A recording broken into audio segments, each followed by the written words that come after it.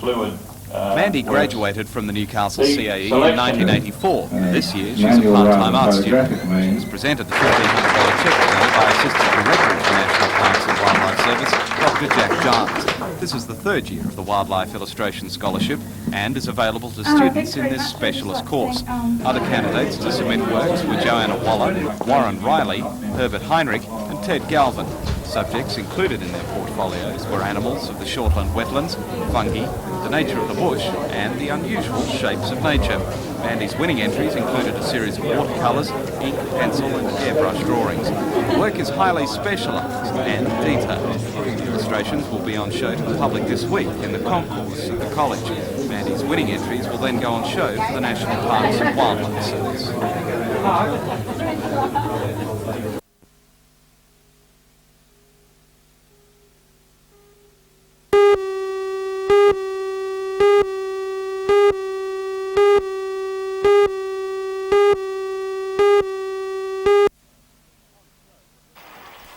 On show were displays of some of the work by students in the major electives: beef, dairying, cropping, horses and sheep, as well as this masterful exhibition of horse breaking. Also on display was project work such as leatherwork, bridles, machinery work and welding. Staff were also on hand to discuss the variety of correspondence courses the college has to offer, courses which are now growing in popularity, both with farmers and those people involved with the land. The college also had on show its prize herd of beef cattle, the result of the college's intensive cross-breeding program. At Dungog last weekend, an excellent turnout of cattle and other livestock was exhibited at this year's 99th Dungog show. As well, there were plenty of traditional exhibits to keep the good crowds entertained.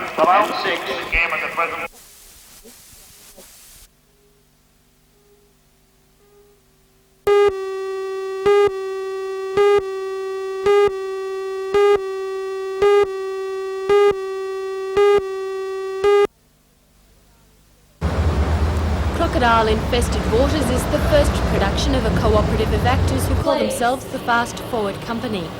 It begins tonight with a free performance for pensioners and the unemployed and will continue Tuesday through Saturdays until the 20th of December. The play is being directed by one of its co-writers, Grant Fraser. It's basically a sort of a spoof on a B-grade horror film. It's got the classic thing about this innocent abroad who's lost in the tropics of North Queensland, and she pulls up to this service station asking for directions to a town that she went to 10 years ago, and the town doesn't exist anymore and nobody seems to know where it is or what's happened to it. The main character, Tammy, is played by Genevieve Lemon, who was last in Newcastle for the production Don't Pay, Don't Pay. She finds herself enmeshed in a thickening plot filled with mystery, intrigue and a good serving of black comedy. Set in the northern tropics, jokes about Queensland abound. But in this violent comedy, nothing is sacred. Not Rambo, not reptiles, and definitely not rock and roll. See you later, alligator. In a wild crocodile. In a wild crocodile. See you later, alligator. See you later, alligator. In a wild crocodile. In a wild crocodile. Don't you know?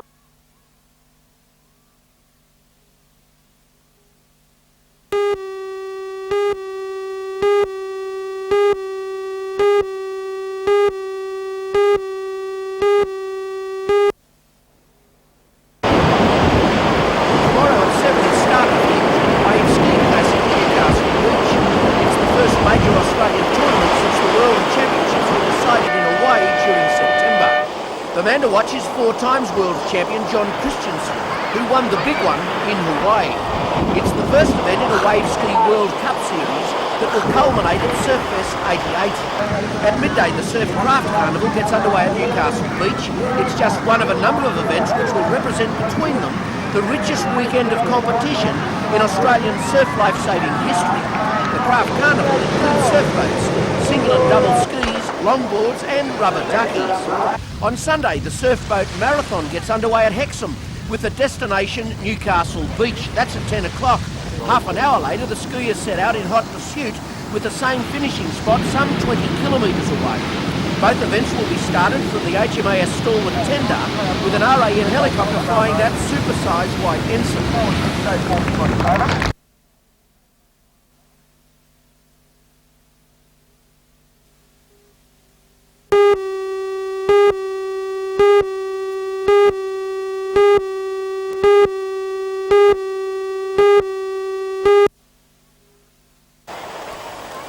flypast of the naval ensign toted by a helicopter from the HMAS Stalwart acted as a starter to the Surf Lifesaving Carnival, and first off the mark, he'd one of the inshore rescue boat event.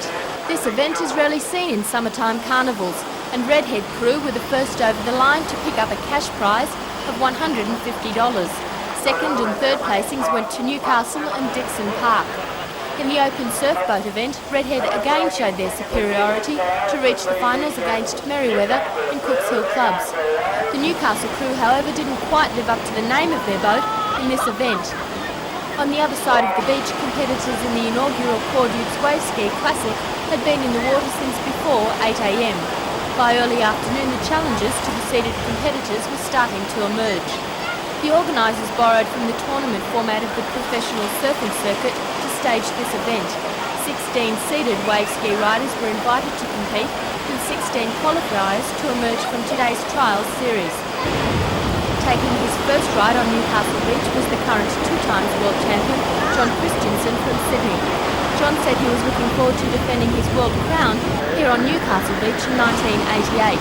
But right now, today's event was foremost on his mind. Well, it's one of the richer events on the wave ski circuit. It's only a young sport. Cordukes are putting in some good prize money, and it's a step in the right direction for the sport. We need more of these sponsored events to get the publicity, get the media attention on the sport.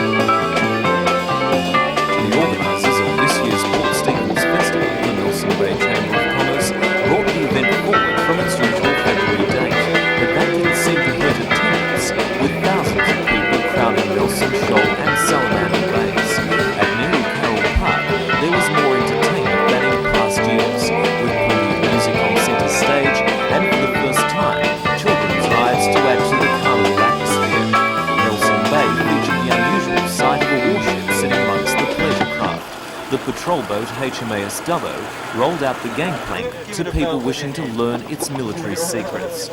At Toronto yesterday, the boulevard was closed to traffic and given over to pedestrians for the annual Christmas caper. Santa arrived on a fire engine rather than his usual sleigh, and retailers and store holders did a brisk Christmas trade.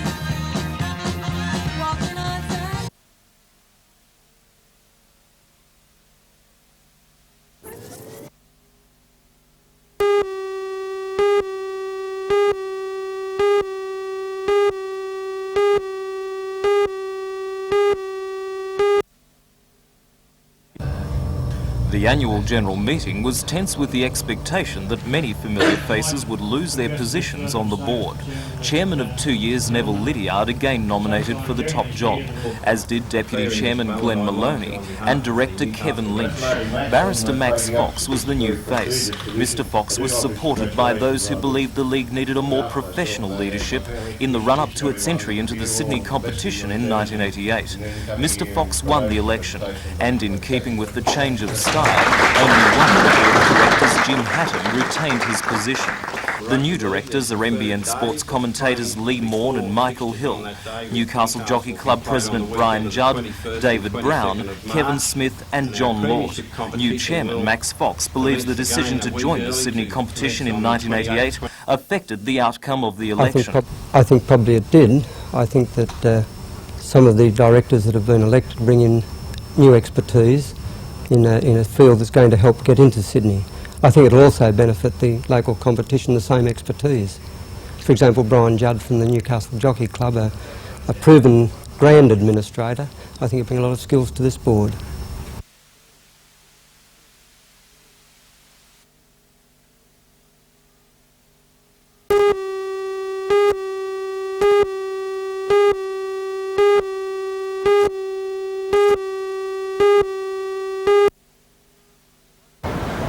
The local boy was watching the surfing competition from rocks near the water at Newcastle Beach. At around 1:15 he was struck in the back of the neck by lightning in a freak accident. Local lifesavers and ambulance paramedics worked on the unconscious boy for nearly half an hour on the beach. applying continuous heart massage. 1, 2, 3, 4, 5, 1, 2. They managed 3 times to bring back a faint pulse, but each time the boy's heart stopped beating. The paramedics gave the boy several injections to try to help his badly shocked body. They then loaded him onto a stretcher and carried him up the beach into a waiting ambulance. He was rushed across the road to the Royal Newcastle Hospital, where doctors worked to revive him. 2 other boys sitting near the boy on the rocks were also treated. They suffered slight shock. South African surfer Pierre Tosti was only a few metres away when the lightning hit. He's recovering in hospital in a satisfactory Suddenly condition there's a loud noise. and vaguely remembers what happened. Well, as it happened, there was a loud noise, and then I was just not there. I remember getting up. I don't remember falling down onto my back or whatever. I just remember getting up, very dazed, tingling all over, and then just happy to be alive, and knowing that I got up, and I don't know what had happened, and then going over to help the little kid on his back.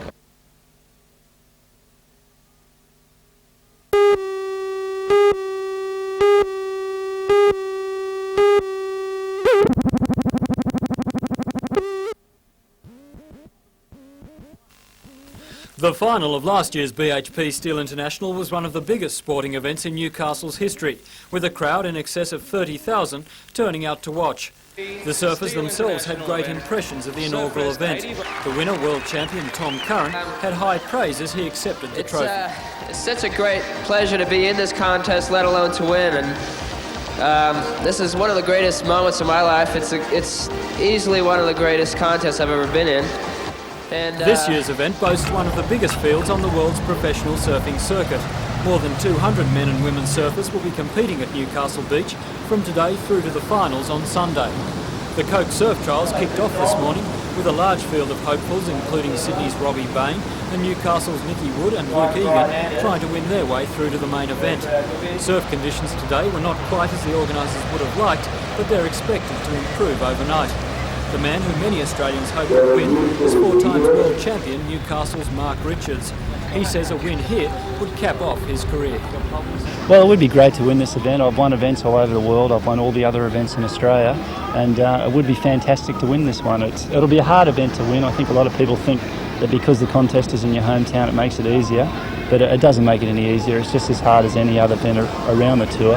But I think I'm going to be trying a lot harder in this one than I have anywhere else. Already there's been plenty of spectacular surfing action. That'll get better and better as the world's best hit the water and we get closer to this weekend's finals.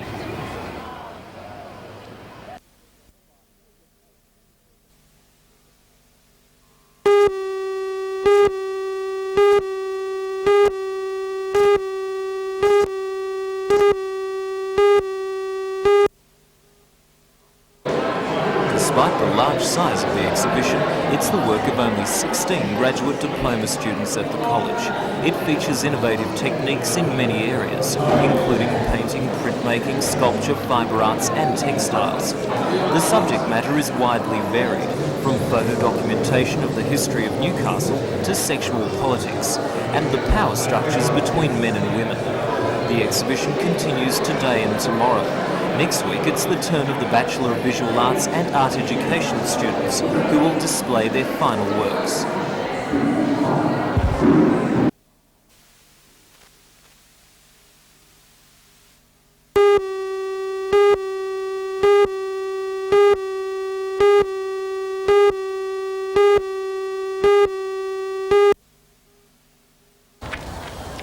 The organisation known as Ways and Means is just that, a way of bringing elderly people out of their homes and a means of forming new friendships. The service was set up 7 years ago and operates from St Augustine's Church Hall in Merewether. The idea behind the centre is to provide support and companionship to those who have experienced some sort of hardship through an operation or emotional trauma. On one day of the week, more than 60 senior citizens gather and learn handicrafts, like the ones on display today. The centre receives no government funding and is forced to rely on volunteers and donations from service clubs, both of which are now running low and, according to coordinator Brian Smith, could affect the quality care that is given. Well, we're really short for next year. We're right now till Christmas. We'll manage through till Christmas, but we've got a number of volunteers who have told us that they just can't come back next year, and we are desperately short for 1987. In the woodwork workshop, 83-year-old Bill Hill has been coming to the centre for the last 5 years. He says it's the one day of the week he looks forward to the most, and believes it will be a sad loss if more volunteers are not found sooner. If the service stopped. Well, if it folded up, well, it'd be bad luck for me, anyhow, bad luck for everybody, because everybody comes here, they look forward to come here every Wednesday. They enjoy themselves. And the company, well, you couldn't get anything better.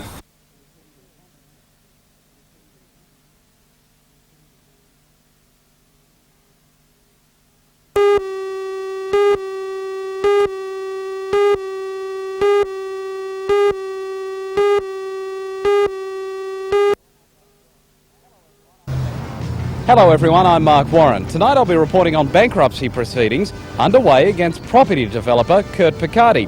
Mr Picardi is perhaps well known for refurbishing old buildings in the inner city of Newcastle. Join Ray Deneen and Anna Manzoni for all the news tonight at 6.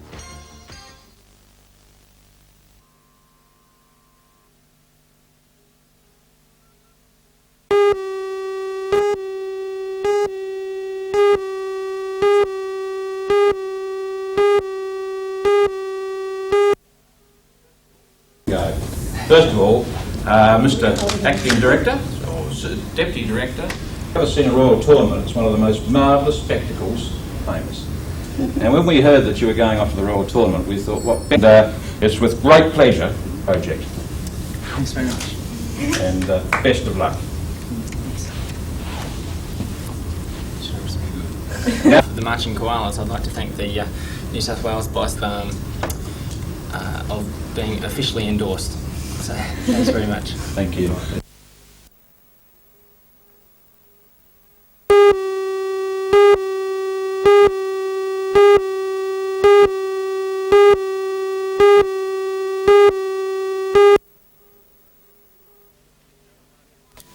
The ceremonial funeral procession of the controversial politician continued today through Highland centres.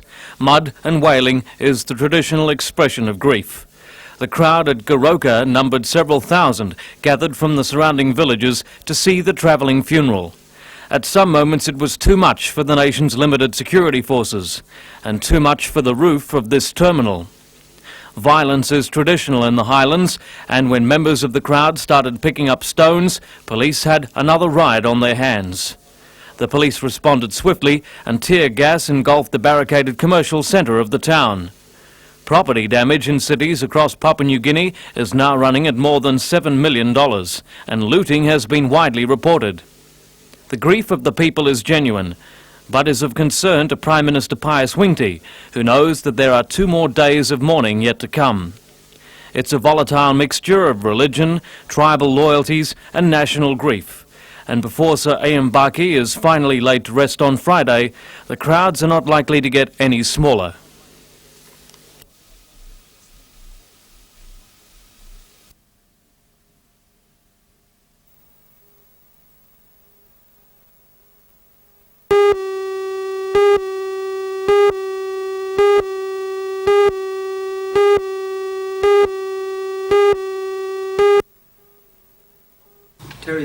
Terry Dolling was presented with a cheque for $200 by the new chairman of the league, Max Fox, to help cover his tour expenses.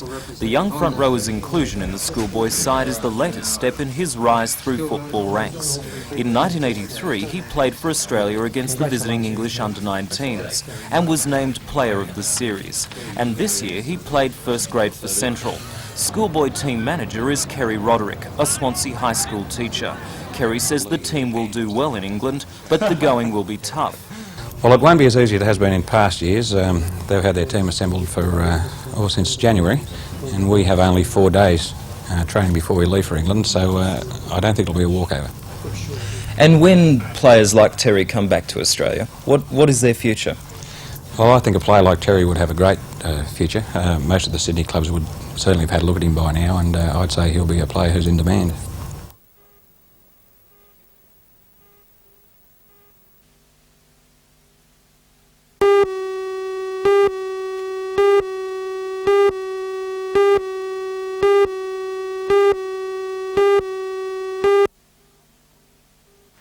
On the 14th of next month at Wyndham Estate near Branxton, a concert will be held on the banks of the Hunter River, while artisans such as spinners, weavers, potters and glass blowers demonstrate their crafts.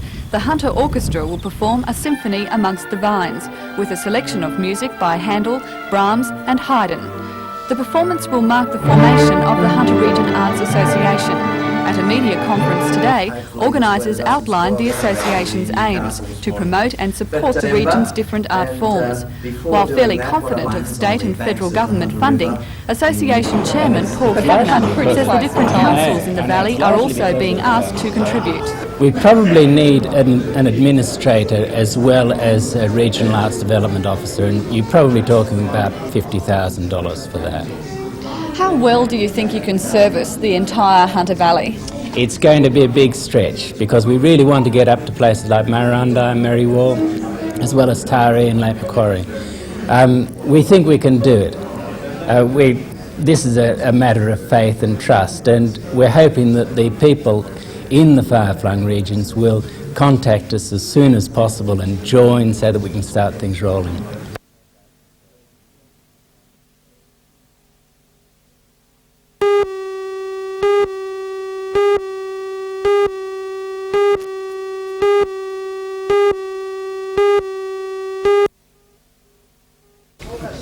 The English cricketers were in no mood to talk to the media when they arrived at their hotel last night.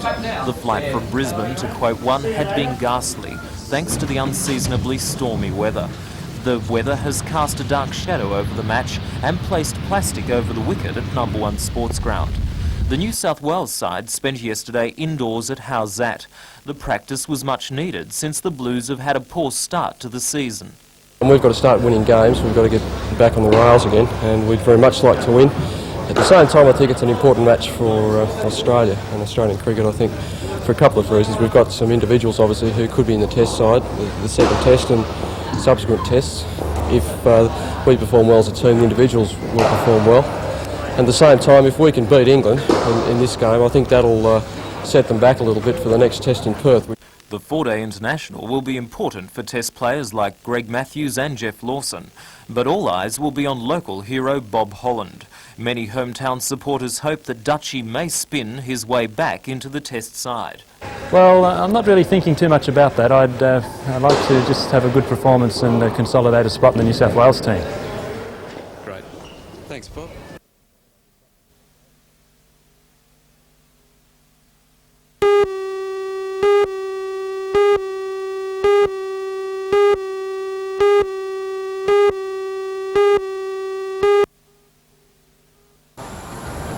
Matthew was hit by lightning while watching Surfest on Newcastle Beach last Monday.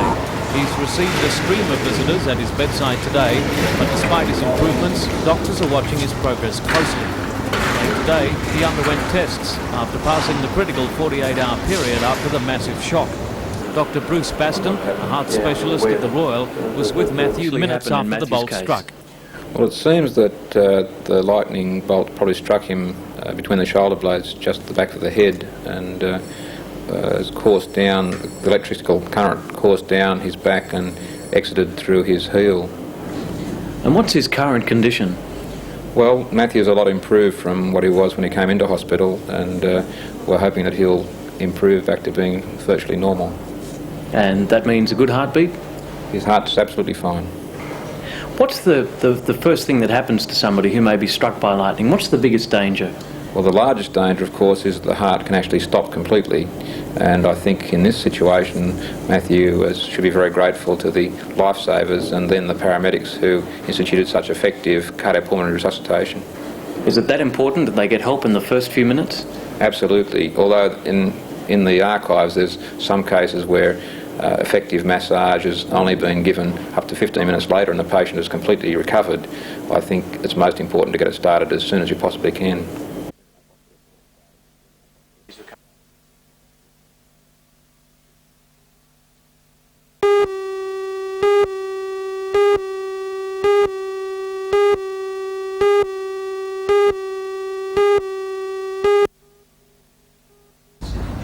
A quick quick browse around the exhibition at the City Hall impresses you with the number and diversity of public works contracts. The exhibition was organised by the Hunter Development Board to encourage the interest of local companies in tendering for government contracts large and small. A good example of what can be done is construction company DF McCloy, which recently won the contract for the huge new Rankin Park Teaching Hospital. But the exhibition is also aimed at small businesses, which often lack confidence and the knowledge of how to tender for the lucrative work available. I think they sometimes think they're too big, they think the paperwork's too complicated, or perhaps they think only the big people are likely to get them. So what is the aim of this exhibition? The aim of the exhibition is twofold, really. First of all is to give more information to the local firms. A lot of people think that contractors are only interested in piles of gravel, but government departments buy a lot of things apart from basic materials. And the other reason was to let the general public see the large amount of money that's being spent in this region on state government works. That's fine. Thank you. That's good.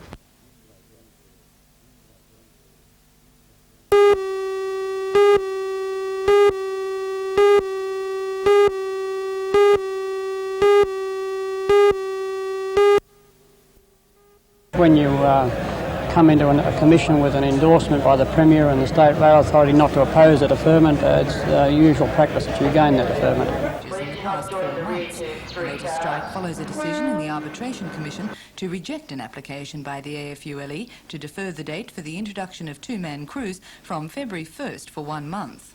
When you come into a commission with an endorsement by the Premier and the State Rail Authority not to oppose a deferment, it's usual practice that you gain that deferment. The almost unanimous decision to stay out indefinitely will again bring all freight and passenger services in the Hunter Valley to a standstill. The dispute over manning changes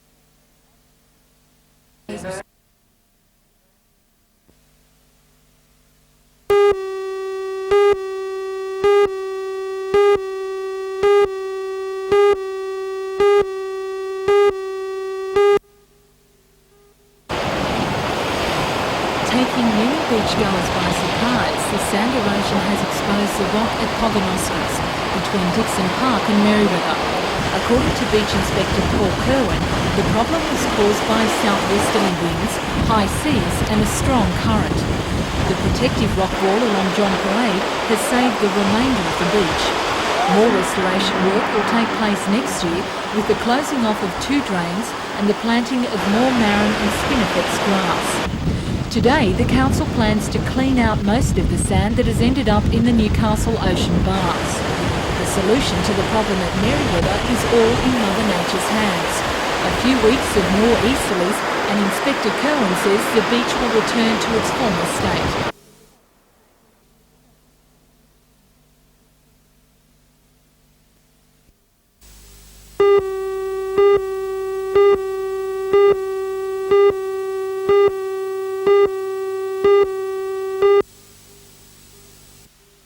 For 20 years, Lifeline has been providing telephone counselling for the troubled in our society from this house in Lawson Street, Hamilton. The house has now outlived its usefulness, and yesterday a public appeal to raise money for a new headquarters was launched at City Hall. The Lord Mayor and other dignitaries were on hand to launch the appeal, which aims to raise $250,000. The money will be used to buy and renovate offices in Gordon Avenue, Hamilton, which the organisation hopes will allow for expansion until well after the year 2000. Lifeline has seen the demand for its services increase markedly in the last 2 decades, as Director Dennis Milliken explains. When we first commenced in 1966, we had 1,800 calls in that year. This year we'll process something more than 10,000 calls. We've also moved into what we see as remedial group work, parenting, better parenting, relaxation classes, and a whole range of those kinds of group activities which we see as preventive rather than remedial. And of course they're making demands on us.